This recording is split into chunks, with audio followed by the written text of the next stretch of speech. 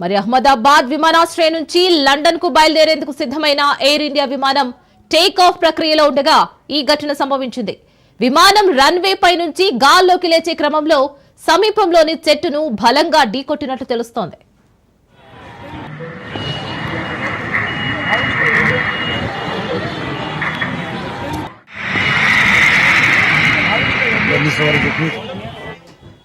ఈ ప్రమాద వార్త తెలియగానే విమానాశ్రయ అధికారులు సహాయక బృందాలు హుటాహుట్టిన సంఘటన స్థలానికి చేరుకున్నాయి. మరి ప్రస్తుతం సహాయక చర్యలు కొనసాగుతున్నాయి. విమానంలో ఎంతమంది సిబ్బంది ఉన్నారు, ప్రయాణికుల పరిస్థితి ఏంటి అనే విషయాలపై ఇంకా స్పష్టత రాలేదు. ఈ దుర్ఘటనలో ఆస్తి నష్టం, ప్రాణ నష్టం ఎంత మేరకు జరిగింది అనే వివరాలు తెలియాల్సి ఉందని అధికారులు పేర్కొన్నారు. మరి ఘటనకు గల ఖచ్చితమైన కారణాలపై దర్యాప్తు ప్రారంభించినట్లు సంబంధిత వర్గాలు తెలిపాయి. పూర్తి వివరాలు త్వరలోనే వెల్లడయ్యే అవకాశం ఉంది. ప్రయాణికుల బంధువులు ఆందోళన చెందుతున్నారు.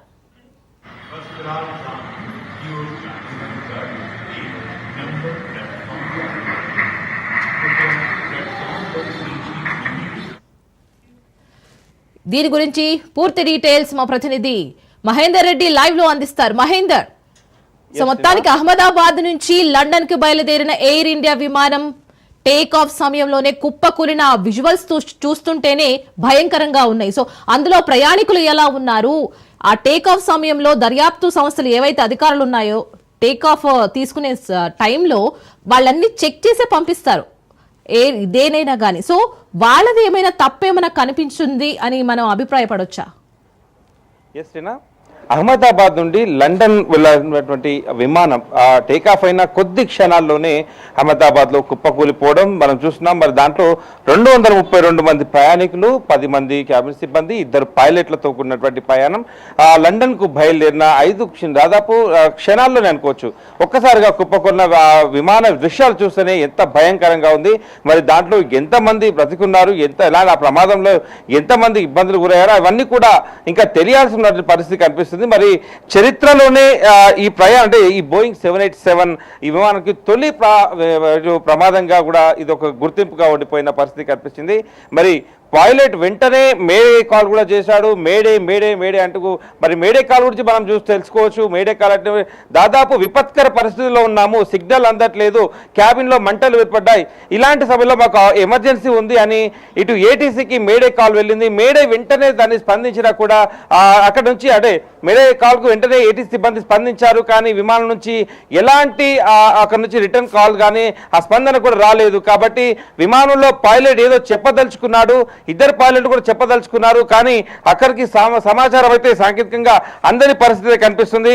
మరి ఈ విమానం పైలట్ గురించి ఒక్కసారి మనం మాట్లాడుకుంటలేదైనా ఆయన అయితే ఈ A179 ఫ్లైట్ అహ్మదాబాద్ నుంచి లండన్ గాట్విక్ బయలుదేరింది. మరి 2 పైలట్లు దీంట్లో ఉన్నారు. దాంట్లో ప్రధాన పైలట్ సుమిత్ సబర్వాల్కు 8200 గంటల ఫ్లయింగ్ అనుభవం అయితే ఉంది. మరి కో పైలట్కు 1100 గంటల పైన ఫ్లై అనుభవం అయితే ఉంది. మరి అహ్మదాబాద్ విమానాశ్రయంలో రన్వే 23 నుంచి కరెక్ట్గా 1 గంట 39 నిమిషాలకు రన్వే నుంచి బయలుదేరినటువంటి ఈ విమానం కొద్ది సేపటికే అక్కడ ఉన్నటువంటి ఆ అహ్మదాబాద్లోనే కుప్ప కూలిపోయింది. ఆ దృశ్యాలు మనం చూస్తున్నాం. చాలా బాధాకరంగా ఉంది. అంటే దాంట్లో దాదాపు అంటే లండన్ వరకు ఎంతో భవిష్యత్తు ఉద్యోగాల కోసం కావచ్చు, ఇతర పర్యటనల కోసం కావచ్చు, ఎంతో ఆహ్లాదంగా తమ కుటుంబ సభ్యులందరూ కూడా సెండ్ ఆఫ్ ఇచ్చి ఇంటికి వెళ్తున్న ప్రయాణం, మరి వాళ్ళ ప్రయాణం సుఖవంతంగా కావాలనుకున్నారు. కానీ క్షణాల్లోనే ఇంతటి విపత్కరంగా వాళ్ళ పరిస్థితి ఎదురైంది. మరి దీంట్లో గల ఈ ప్రమాదానికి గల కారణాలు అయితే ఇంకా తెలియాల్సి ఉంది. మరి చెట్టుకు తాకి కింద పడగా అక్కడ ఉన్నటువంటి ప్రధాన సాక్షులు అయితే చెప్తున్న పరిస్థితి కనిపిస్తుంది. మరి దీంట్లో ఎంతమందికి ఇబ్బందులు గురయ్యాయి, మరి దీంట్లో దీని గల ప్రధాన కారణం అంటే ఈ ప్రమాదానికి గల కారణాలు ఇంకా తెలియరాలేని పరిస్థితి ఉంది. యుద్ధ ప్రాతిపదికన మొత్తంగా కూడా అక్కడ సహాయక చర్యలు అయితే అందిస్తున్న పరిస్థితి ఉంది. కేంద్ర ప్రభుత్వం, అహ్మదాబాద్ రాష్ట్ర ప్రభుత్వం, అలాగే విమానయాన సిబ్బంది అందరూ కూడా సంయుక్తంగా ఈ సహాయక చర్యల్లో మొత్తం కూడా అక్కడ ఉన్నటువంటి పరిస్థితి కనిపిస్తుంది. ఆ విమాన శకలాలు, ఆ విమానం జరిగిన ప్రాంతాల నుంచి కొన్ని విజువల్స్ కూడా మనం చూస్తున్నాం స్క్రీన్ పైన. ఆ ప్రమాదంలో ఇంకా ఎవరెవరు ఎక్కడెక్కడ పడ్డారు దానిపైన కూడా ఉంది.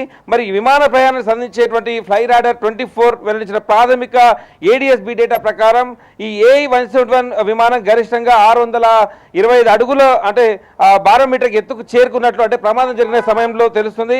ఈ బారోమీటర్ ఎత్తుకు మరి హఠాత్తుగా 20 అంటే నిమిషానికి 475 అడుగుల వేగంతో కిందకు కూడా అది పడిపోయినట్టు అక్కడ ఉన్నటువంటి ఏడిఎస్ డేటా అయితే చెప్తుంది. మరి బోయింగ్ 787 డ్రీమ్ లైనర్ విమానం ఒక బాడీ అంటే వైట్ బాడీ 2 ఇంజన్లు కలిగినటువంటి ఈ అత్యాధునిక విమానం ఏవియేషన్ సేఫ్టీ నెట్వర్క్ అంటే డేటాబేస్ ప్రకారం బోయింగ్ 787 రకం ఇది. మరి ఈ విమానానికి ప్రపంచ చరిత్రలోనే ఇదే మొట్టమొదటి ప్రమాదం కావడం కూడా గమనార్హం కూడా భావించవచ్చు. మరి దుర్ఘటన గురైన విమానంలో గుజరాత్ మాజీ ముఖ్యమంత్రి ఈ విజయ్ రూపాని కూడా ఉన్నట్టు తెలుస్తుంది. మరి ప్రమాదానికి గల ఖచ్చితమైన కారణాలు ఇంకా తెలియరాలేదు. ఘటనపై అధికారులు అయితే ఉన్నత స్థాయి దర్యాప్తు అయితే చేస్తున్నారు. పూర్తి విషయాలు అయితే ఇంకా తెలియాల్సి ఉంది. రైట్ మహేందర్, ఇక్కడ ఎప్పుడు ఏ టైంలో ఏం జరుగుతుందో ఏం తెలియదు అనే దానికి ఇది ఒక పెద్ద ఉదాహరణ అని చెప్పుకోవాలి. ఎందుకంటే ఇక్కడ వెదర్ అప్డేట్ కానివ్వండి, టెక్నికల్ గా ఏ విధమైనటువంటి అప్డేట్ ఇప్పటి వరకు తెలియదు. సో మనం ఏమనుకోవచ్చు, వెదర్ కి సానుకూలంగా సిగ్నల్స్ లేవనుకోవచ్చా? ముందుగానే అసలు ఎయిర్ప్లేన్ లో టెక్నికల్ ఇష్యూస్ ఉన్నాయని ముందుగానే వీళ్ళు గుర్తించలేదనుకుంటావా? అంటే విమానం టేక్ ఆఫ్ అయ్యే సమయానికి అంటే 1 గంట 39 నిమిషాల వరకు కూడా ప్రమాదం అంటే ఈ పైలట్లు ఈ సుదీర్ఘమైన అనుభవం ఉన్నటువంటి ఈ పైలట్లు ఎవరైతే ఉన్నారో దీంట్లో ఈ సుమిత్ సబర్వాల్ ఎవరుతున్నారో ఆయన కూడా సుదీర్ఘమైన అనుభవం అయితే ఉంది. దాని ప్రకారం పూర్తిగా అన్ని కూలంకషంగా ఆయన తెలుసుకొని టేకాఫ్ ఏటీసీకి సిగ్నల్ ఆయన అడిగాడు. ఏటీసీ కూడా పూర్తిగా అక్కడ ఉన్నటువంటి వాతావరణ అన్ని విషయాలు కూడా పైలట్కి అందించింది. అన్ని విధాలుగా సానుకూలంగా ఉన్నప్పుడు మాత్రమే టేకాఫ్ సిగ్నల్ ఇచ్చింది. వెంటనే ఆయన వెళ్ళడం జరిగింది. కానీ టేకాఫ్ అయినాక కూడా కొద్ది క్షణాల్లోనే అది ఒక చెట్టు ఢీకొట్టినట్టుగా అక్కడ స్థానికులు ఒక వీడియో అయితే మనం చూస్తున్నాం, కింద పడడం చూస్తున్నాం. మరి అప్పటికే మేడే కాల్ కూడా ఈ ఏటీసీకి 3 సార్లు వచ్చింది. మేడే మేడే మేడే 3 సార్లుగా ఈ పలికిందంటే ఈ మేడే పలకడంతోనే అర్థం చేసుకోవచ్చు ఏదో పైలట్ చెప్పదలుచుకున్నాడు, తను ఏదో మిస్ అయ్యాడు, తను ఏదో చెప్పదలుచుకున్నాడు, ప్రమాదానికి దగ్గరలో ఉన్నాడు, ప్రాణాంతకం అంటే ఆ ప్రాణాలు కోల్పోయే పరిస్థితి అయితే వచ్చింది అనేటట్టుగా అప్పుడు మాత్రమే ఈ మేడే కాల్ అనేది దాదాపు వాళ్ళు వాడుతున్నటువంటి విషయం, విమానాలలో ఇది వాడుతున్నటువంటి విషయం. అలాంటిది మేడే కాల్ రావడంతోనే ఏటీసీ ఎలర్ట్ అయింది. ఇతర విమానాలకు కూడా అంటే వెంటనే అక్కడ స్టాప్ అంటే ఉన్నటువంటి సాంకేతికంగా వాళ్ళకు ఉన్నటువంటి అనుభవాలతో పక్కన పెట్టి కూడా ఈ విమానానికి బోయింగ్ 232 మందితో వెళ్తున్నటువంటి ఈ విమానానికి ఏదో ఆపద కలిగింది అని వెంటనే వాళ్ళంతా దానికి రిటర్న్ కాల్ బ్యాక్ చేశారు, మేడకు రెస్పాండ్ అయ్యారు. కానీ విమానం నుంచి ఎలాంటి స్పందన రాలేని పరిస్థితి. టేక్ ఆఫ్ అయిన కొన్ని సెకండ్లకి అది కుప్పకూలడం, బ్లాస్ట్ అవ్వడం, అక్కడ దట్టమైన పొగలు, ఫైర్ అంతా రావడం కొద్ది క్షణాల్లోనే జరిగిపోయిన పరిస్థితి.